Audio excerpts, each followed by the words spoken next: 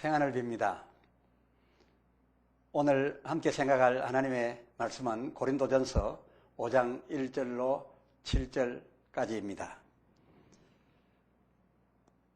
너희 중에 심지어 음행이 있다 함을 들으니 이런 음행은 이방인 중에라도 없는 것이라. 누가 그 아비의 아내를 취하였다 하는도다. 그리하고도 너희가 오히려 교만하여져서 어찌하여 통한이 여기지 아니하고 그 일 행한 자를 너희 중에서 물리치지 아니하였느냐. 내가 실로 몸으로는 떠나 있으나 영으로는 함께 있어서 거기 있는 것 같이 이 일 행한 자를 이미 판단하였노라. 주 예수의 이름으로 너희가 내 영과 함께 모여서 우리 주 예수의 능력으로 이런 자를 사단에게 내어주었으니 이는 육신은 멸하고 영은 주 예수의 날에 구원 얻게 하려 함이라. 너희의 자랑하는 것이 옳지 아니하도다.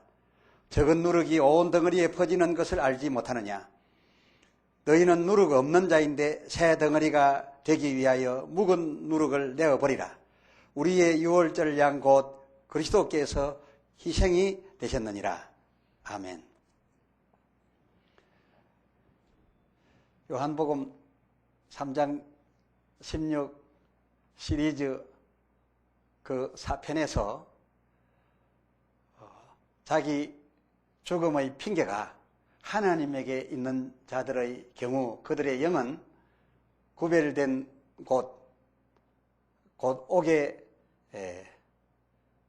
가두어져 있다가 인자에 의해서 구원의 기회를 얻었거나 또는 얻게 될 것이라고 기록된 성경을 소개한 바가 있습니다.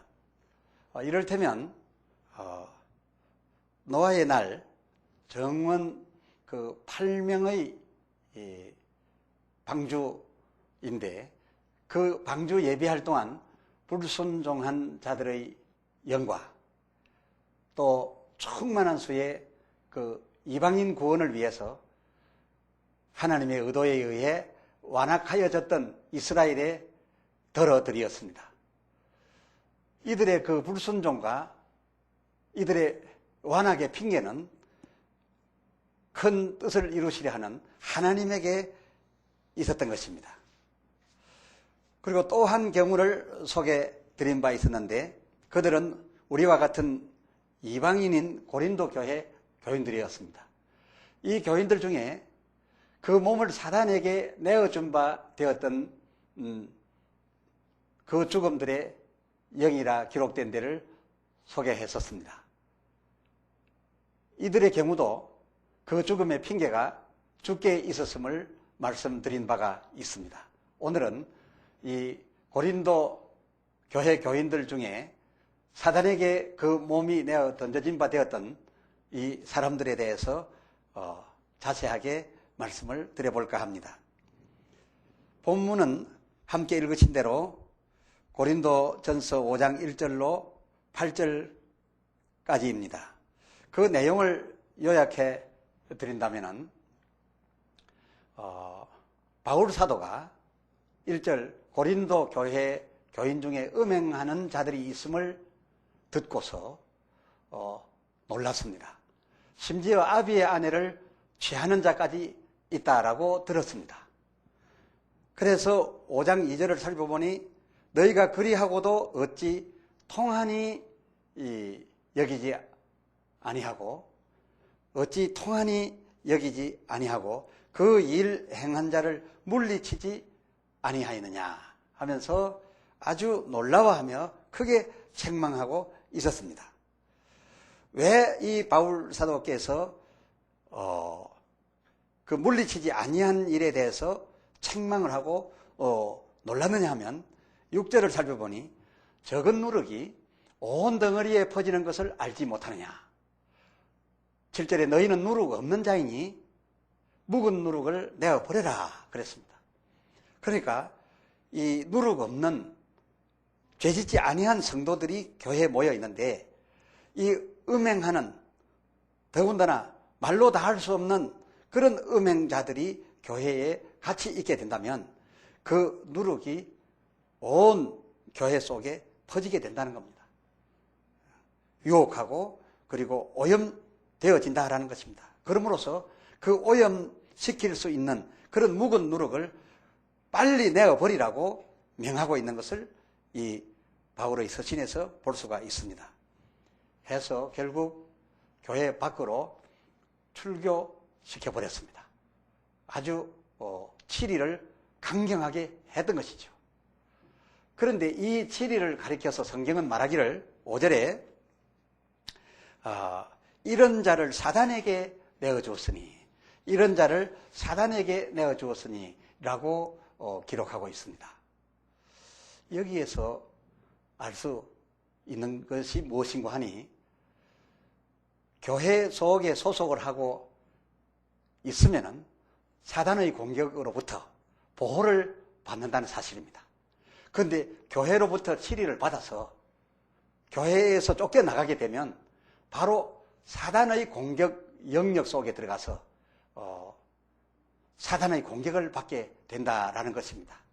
그러므로 그 음행이든지 혹은 다른 죄든지 간에 죄 있든지 없든지 간에 교회에 소속되어 있다라고 하는 것은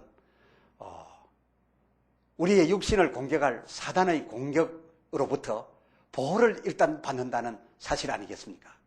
그리고 또 교회의 소속으로부터 벗어나게 된다면, 출교되게 된다면, 즉 교회 바깥 사람이 되는 그 순간부터 사단의 공격에 바로 노출된다는 것 아니겠습니까?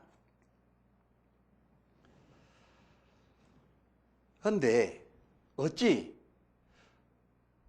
비록 음란의 큰 죄를 짓고는 있었지만은 이들이 교회에 그저 붙어 있으려고 하는데 이 교회에 붙어 있으려고 하는 사람들을 이렇게 사정없이 결의해가지고서 출교시킬 수가 있었는가? 막 이런 생각을 해보게 됩니다. 그러나 이 성경을 자세히 살펴보면 이들을 이처럼 교회 안에 더 이상 두지 아니하고 바깥으로 내어 쫓은데는 큰 이유가 또 있었습니다. 오히려 그 음행하는 자들을 위하고 있었다라는 것입니다. 그리고 이렇게 음행하는 자들이 교회 안에 계속 있도록 두는 것이 교회의 기능이 아니라, 교회의 사랑이 아니라 이러한 자들을 사단에게 내어주는 것이 교회의 기능이요, 교회가 베풀 참 사랑이라는 것을 그 다음 구절에서 발견할 수가 있습니다. 5절을 살펴보면 이런 자를, 이런 음행자입니다. 이런 자를 사단에게 내어주었으니 이는 육신은 멸하고 영은 주 예수의 날에 구원 얻게 하려 함이라 라고 기록이 되어 있습니다. 이게 무슨 말씀입니까? 이런 음행자라도 일단 교회에 들어와서 예수로 말미암아 살기를 원하고 예수를 머리로 하는 교회에 소속이 되어 있겠다라고 하고 있으니 이런 음행자는 영이라도 살리기 위해서 부득이 그 육신을 사단에게 내어주었다는 것입니다. 다시 말씀드리면 이들의 육신을 사단에게 내어주어서 멸망시키면 영이라도 살 수 있는데 이들을 그저 보호한다고 사랑한다고 해서 교회 속에 치리하지 않고 그냥 둔다라고 한다면 그는 결국은 영도 망하고 육도 망한다. 그런 것을 이 성경 구절에서 우리는 확실히 추리해낼 수가 있습니다. 다 이것이 함축되어 있는 내용입니다. 이런 자를 사단에게 내어주었으니 이는 육신은 멸하고 영은 주 예수의 날에 구원을 얻게 하려 함이라. 이 5절의 말씀이 공동번역에는 더 자세히 기록되어 있습니다. 이 공동번역 성서를 보면 그 육체를 사단에게 주어 그 육체를 멸망시키도록 판결하였으니 그것은 이게 우리 성경의 인언과 같은 겁니다. 그것은 주님의 날에 그의 영혼을 구원받게 하려 함이라 그랬습니다. 이 번역을 보면 더 확실해집니다. 이 육체를 사단에게 내주어서 사단으로 하여금 그 육체를 멸망시키도록 판결한 것은 그를 미워해서도 아니고 그가 죄를 짓고 있어서도 아니고 그를 불쌍히 여기고 더욱 사랑해서 그렇게 판결하여 내어 쫓은 그것은 훗날 주님의 날에 그의 영혼이라도 구원받게 하려는 것이라 라고 분명하게 기록하고 있는 것을 볼 수가 있습니다. 다시 한번 이 말을 바꾸어 해석해 드려보겠습니다. 바로 이러한 뜻을 내포하고 있으니 곧 교회 안에 있으면서 회개하지 않고 회개에 합당한 열매를 맺지 않고 오히려 그 행위를 자랑 삼고 다른 사람들에게까지 그 오염을 시키고 다른 사람들까지 그 유혹에 빠지게 한다면 2절에 그렇게 내버려 둔다면 오히려 교회 안에 있으면 그는 영도 망하게 되고 육도 망하게 된다 하는 그것입니다. 그가 음란한 죄에 빠져 있으면서 회개도 하지 않고 회개에 합당한 열매도 맺지 아니하면서 오히려 다른 사람들에게까지 죄로 유혹해 가면서 그냥 머물러 있다라고 한다면은, 그러면서도 교회 안에 계속 있게 한다면은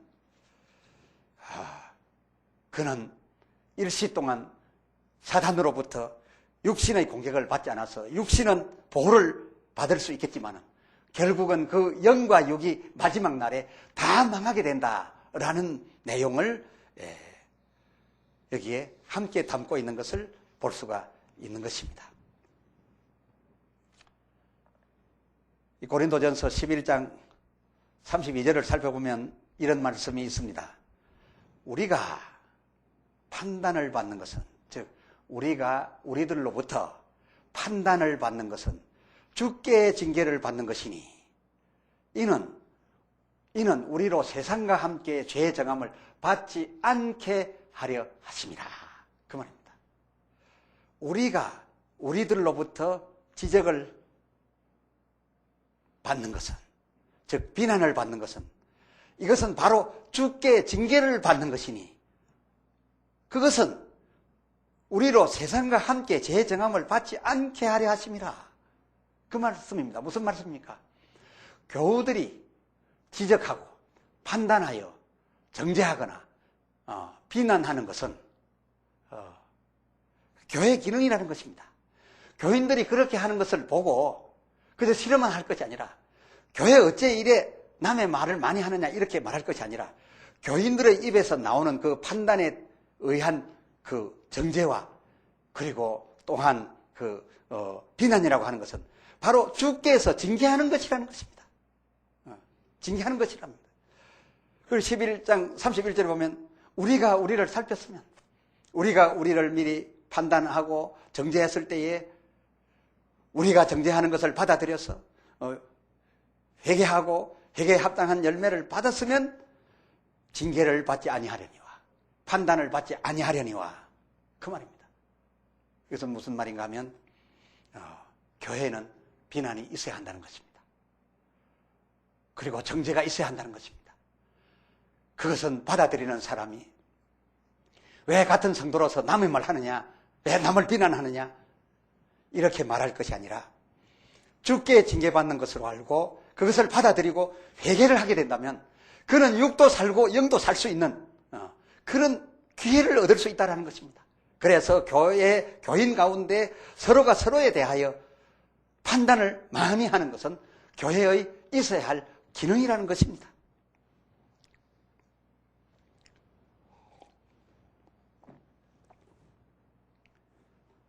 교인들로부터 비난이 오면은 곧 주께 받는 징계로 알고 회개를 해야 된다고 성경은 주문하고 있는데, 그러나 대부분 분들은 성도들이 자기 말 하는 거 싫어합니다. 자기 개인의 일을 말하는 것을 아주 안 좋아합니다. 그리고 더욱이 주께로부터, 아니 교회로부터 받는 징계는 더욱 싫어합니다. 그래서 혹 교회가 징계를 내리게 된다면 아예 교회를 욕하고 떠나버립니다. 아예 징계를 내리려고 준비를 하고 있는 것을 알면 미리 떠나버립니다. 그러나 이 성경을 잘 알고 보면 당연히 징계받을 일을 하고 있으면 그 징계를 청구해야 되고, 그리고 그 징계에 따라서 회개하고 자숙함으로써 그 징계의 내용을 다 갚음으로써 해벌을 받으려고 몸부림을 쳐야 하는 것이 영혼을 위하는 사람들의 모습입니다. 그리고 육신을 살리려고 하는 사람들의 모습이 되어야 하는 것입니다. 제가 다닌 바 저 지방에 있는 교회, 진해 모 교회 모 장로님이 계셨습니다. 오래된 일입니다. 제가 청년의 때에 본 것입니다. 그 교회 장로님은 참 훌륭하셨는데 교회 당회로부터 그리고 노회로부터 징계를 받는다는 것이었습니다. 알고 보니 그 자녀들 중에 하나가 결혼을 하기 전에 미리 서로 사귀는 사람과 동침을 했다는 것입니다. 그런데 그 사람들이 결혼을 하게 되었습니다. 그럼에도 불구하고 혼전에 동침한 일이 있음으로써 그 장로님에게와 그 당사자들에게 벌을 내린 것입니다. 그 책벌의 내용이 무엇인가 하면 교회 출석은 할 수 있을 때 수찬정지였습니다. 성찬을 베풀 때 성찬을 받을 수 없는 것이었습니다. 그리고 강단에 올라가 대표 기도를 할 수 없는 것이었습니다. 이러한 벌이 성도들 앞에 공포가 되어졌습니다. 그때에 이 김모 참 훌륭하게 여겨졌던 장로님 어떤 반응을 보이셨는가? 눈물을 흘리며 받아들였습니다. 그리고 장로석에 앉았다가 그 다음 주일부터 장로석에 앉지 않습니다. 늘 눈물을 흘리며 고개를 제대로 들지 못하고 늘 교회에 나옵니다. 성찬 때에 성찬을 받지 않습니다. 성찬이 지나갈 때에 오히려 엎드려 기도하고 눈물만 흘리고 있었습니다. 그리고 그러한 기간이 3년이나 갔습니다. 대표 기도도 하지 않았습니다. 장로석에도 앉지 않았습니다. 그리고 성찬도 받지 않았습니다. 그리고 항상 고개를 숙이며 눈물로서 늘 회개하면서 참으로 내려준 벌이 감사하다 했습니다. 1년이 지나니 1년을 갚았으니 감사하고 2년이 지나니 2년을 갚았으니 감사하고 3년이 지나서 해벌이 되니 그 해벌되는 날 얼마나 감격해서 눈물을 흘리며 하나님 앞에 크게 찬송을 그리고 영광을 돌려드리며 큰 헌금을 하는 것을 보았습니다. 그 장로님 진실로 이 징계의 이유가 무엇인지를 잘 알았지 않겠습니까? 3년 동안 자기의 명예를 그러한 곳에 내어버려 둠으로써 영도 살았고 3년을 기다려 해벌되는 날까지 기다려 해벌을 받았으니 그는 육도 건강함을 얻어서 아주 장수하면서 그 집안이 영광스럽게 주님 안에서 살며 아주 복받은 집안으로 꽃을 피우는 것을 우리는 볼 수가 있었습니다. 바울의 본문 속 징계는 음행 아니하는 자들의 오염 방지를 위한 목적도 물론 있었습니다만 그보다는 더욱 더 큰 목적이 있었습니다. 오히려 교회의 교인이었던 그 음행자를 위하고 있었다라는 것입니다. 바울이 아주 놀라면서 그 교회 중직자들과 합하여 그 음행하는 자를 우리는 판단하여 그 몸을 사단에게 내어주자, 교회 바깥으로 내어쫓아라고 결정하였던 것은 물론 오염되지 아니한 성도들에게 오염될까 봐 그것을 방지할 목적 물론 있었지만 그것은 적은 것이고 더 큰 목적은 오히려 그 음행자, 즉 교인되어 주님 안에서 살아보고자 하는 그를 더욱 이함이었던 것을 이 성경을 통해서 우리는 발견할 수가 있었습니다. 그의 몸을 사단에 내어주어 그의 몸을 사단이 멸하게 된다면 그의 몸속에 있는 죄, 몸 안에 있는 죄, 그 음행죄를 그 몸이 망가짐으로써 다 해결되게 됨으로써 영이라도 살려내자는 바로 그런 목적에서 징계를 하였으니 이 징계야말로 교회가 베풀 참 사랑인 것입니다. 그리고 이 참 사랑은 받아야 하는 것입니다. 이 징계를 받는 것은 최고한 구원을 받아 드리는 것입니다. 계시록 3장 19절 내용도 살펴보면 무릇 내가 사랑하는 자를 책망하고 징계하노니 무릇 내가 사랑하는 자를 책망하고 징계하노니 그러므로 네가 열심을 내라. 열심을 내라 무슨 말입니까? 열심히 수용하라. 받아들여라. 그리고 회개하고 그 회개에 합당한 열매를 맺으라. 그리고 그 뒤에 이어지는 유명한 구절을 여러분 아실 겁니다. 계시록 3장 20절 볼지어다. 두고 보십시오. 두고 보아라. 내가 문 밖에 서서 두드리노니 내가 문 밖에 서서 두드리노니 이 두드리는 문은 어떤 문이겠습니까? 바로 이러한 영들 아니겠습니까? 핑계가 있어서 따로 이 가비워져 있었던 그런 오간에 거하던 그런 영들이 아니겠습니까? 다 핑계가 있어서 하나님의 사랑에 의해서 그러한 핑계로 육신은 나갔으나 사단에게 주어진 바 되었으나 영들이 따로 구별되어 보호되고 있다가 주님께서 때가 이르러 인자로서 그들의 문을 두드릴 때에 누구든지 내 음성을 듣고 문을 열면 내가 그에게로 들어가 그로 더불어 먹고 그는 나로 더불어 먹으리라. 자, 이 말씀은 현재의 일이기도 하겠습니다만은 계시록 말씀이니 지금 현재의 일이라기보다도 우리 사후 장차 세상 끝날에 있을 일이 아니겠습니까? 이 세상 끝날에 있을 일로서 계시해 두셨는데 주님께서 어느 문을 두드리시겠습니까? 이미 낙원에 이미 천국에 들어간 사람들의 문을 두드리겠습니까? 아닙니다. 바로 이러한 핑계 있게 죽어서 핑계 있게 그 몸이 망하여서 구별되어 있었던 옥에 머물던 이 영들의 옥문을 두드리노니 저들이 내 음성을 듣고 저들이 문을 열면 내가 그에게로 들어가서 그로 더불어 먹고 그는 나로 더불어 먹을 것이라. 바로 이 같은 아름다운 일이 사단에게 몸 던져진 바 된 이 고린도 교인 음행자에게 줄 수 있는 최고의 기회가 아니겠습니까? 사랑하는 여러분, 우리는 징계를 받을 때에 기분 나빠하고 그 징계를 경홀히 여길 일은 아닙니다.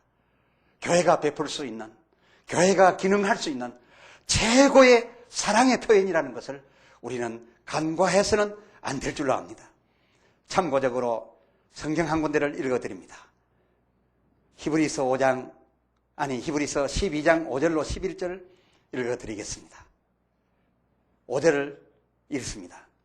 또 아들들에게 권하는 것 같이 너희에게 권면하신 말씀을 잊었도다. 일러스되 내 아들아 주의 징계하심을 경히 여기지 말며 그에게 꾸지람을 받을 때에 낙심하지 말라. 6절에 주께서 그 사랑하시는 자를 징계하시고 그 받으시는 아들마다 채찍질 하심이니라 하였으니 너희가 참음은 징계를 받기 위함이라. 하나님이 아들과 같이 너희를 대우하시나니 어찌 아비가 징계하지 않는 아들이 있으리요. 그렇습니다. 교회 안에 들어온 자기 백성, 자기 아들을 어찌 징계하지 않겠느냐 했습니다. 그럼에도 불구하고 우리는 징계는 싫어요. 고난은 싫어요. 구해주세요. 교회 속에 어려운 일이 발생하기만 하면 이것이 내게 다가온 고난인가? 남겨진 고난인가? 이렇게 생각하고 이것을 받아서 해결함으로써 영이 더 구원을 받고 그리고 그 해결의 날을 끝을 보고서 더 육신이 그 후에 큰 복을 받을 생각을 하지 않고 곧 구해달라고 합니다. 떠나가게 해달라고 합니다. 합심해서 기도합니다. 이러한 내용이 교회에 가득합니다. 교회에 가득한 것은 징계는 싫다는 것입니다. 그러나 주님께서 베푸신 참 사랑은 교회 속에 바로 징계였던 것입니다. 무릇 징계가 당시에는 즐거워 보이지 않고 슬퍼 보이나 후에 그로 말미암아 연달한 자에게는 의의 평강한 열매를 맺나니 하고 11절에 또한 말씀하였습니다. 기도합시다. 하나님 아버지, 우리가 교회 안에 있으면서 왜 교인들로부터 많은 평가와 비난을 받게 되는지 의아하고 또한 그렇게 하는 일이 싫었습니다. 그리고 교회 안에 들어오면 어떤 고난도 받지 아니하려고, 어떤 징계도 받지 아니하려고 그저 평안하기만을 구해왔습니다. 그러나 교회 안에서 일어나는 모든 일들은 평안히 하는 것이든지 고난을 주는 것이든지 용서하여 품어주시든지 징계하여 바깥으로 내어 쫓는 일이든지 어느 것이든 다 주님의 참사랑이 발휘되고 있음을 알았습니다. 심지어 사랑하여 용서하고 품어주는 그것보다 징계하여 육체를 멸하는 그것이 더 최고한 구원인 것을 알았습니다. 이게 진실로 주께서 우리에게 베푸시는 바 평안케 하심도 감사하고 고난케 하심도 감사하며 받겠사오니 감당치 못할 고난이 일랑 이르지 않게 하여 주시옵시고 감당할 수 있는 고난은 참음으로 감당하여 참복을 받게 하여 주시옵소서. 우리 주 예수 그리스도의 이름으로 간절히 기도드리옵나이다. 아멘. 아멘. 축도합니다.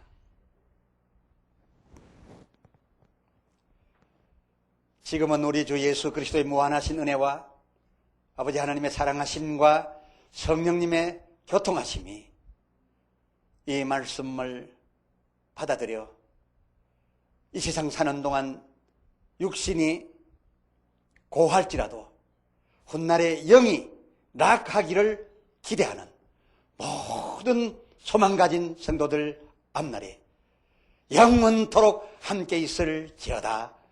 아멘.